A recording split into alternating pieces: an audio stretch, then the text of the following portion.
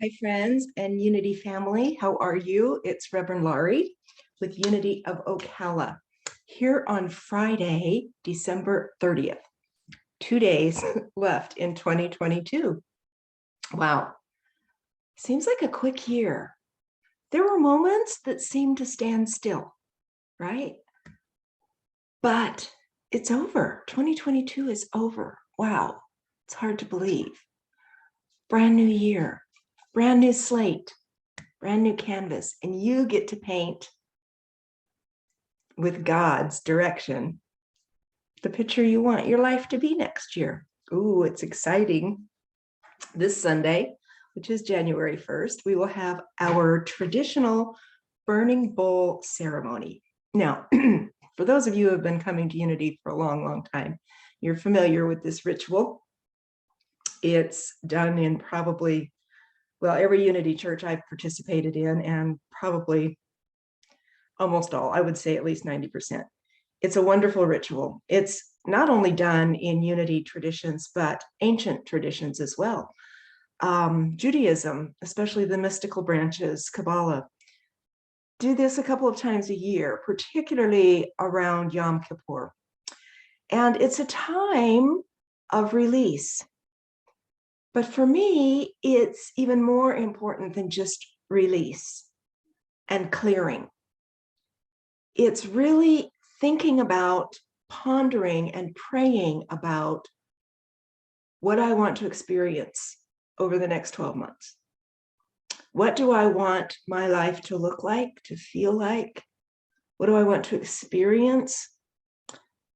We all say wonderful things like our resolutions. I'd like to experience being a little less heavy, or being stronger, exercising more, doing that, not doing this, letting go of that, letting go. But I really want to think deeply this year. As each year goes by, I'm in a different place. Every year I'm in a different place. It's like a river that goes by. You're not the same person you were a year ago. You're certainly not the same person you were 5 years ago, 10 years ago, 50 years ago. We get to constantly reinvent who we say we want to be.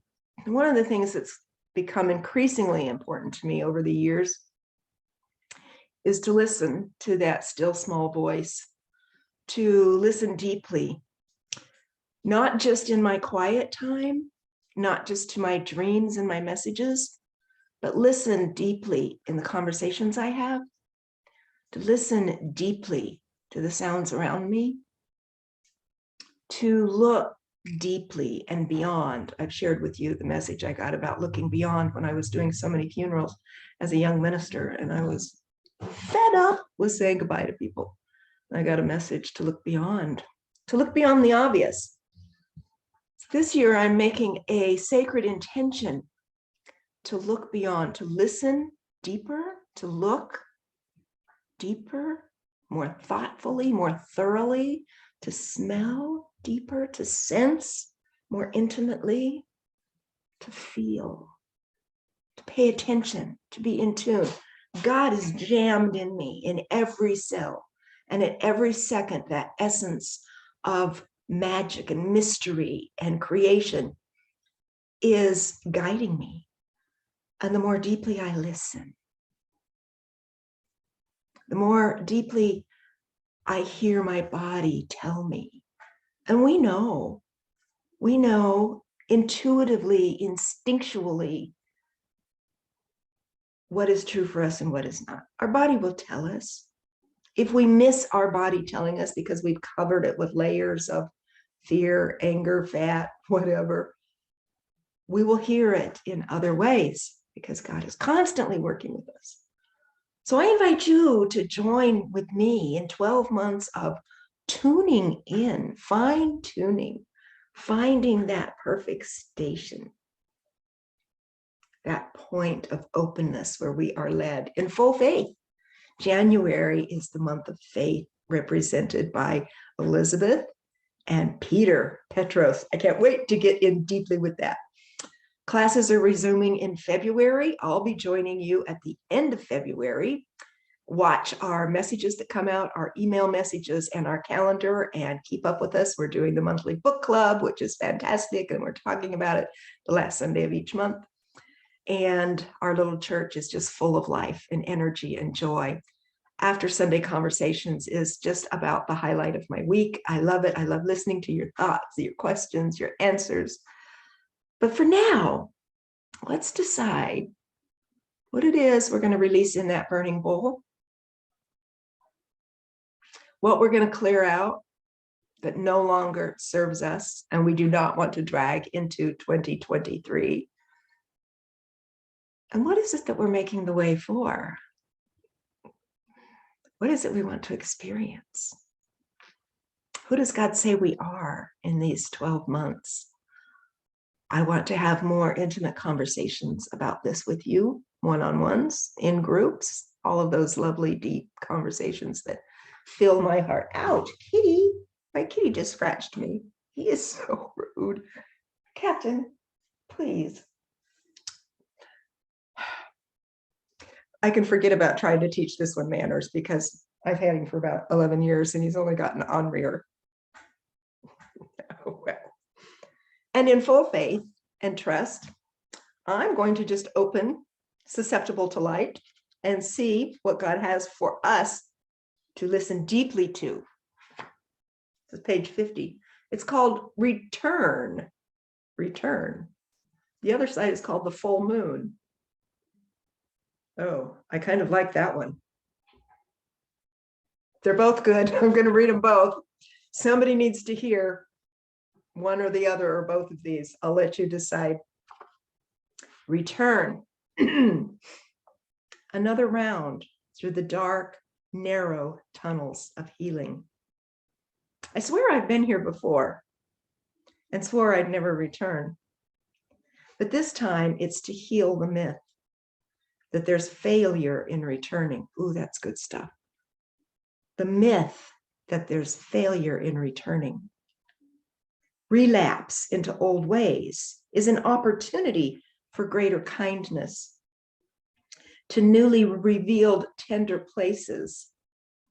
Regression is a deep look into your soul's needs.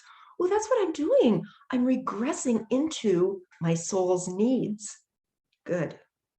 Darling, your life is blossom after blossom on the 1,000-petaled lotus. Lesson after lesson in how to bow more deeply. Oh, that's delicious. I'm going to take that into meditation. But this one's also calling to me, so somebody needs to hear this. Maybe it's me. It's called The Full Moon. I'm quirkier than you think, said the moon, keeping you at a distance as I do.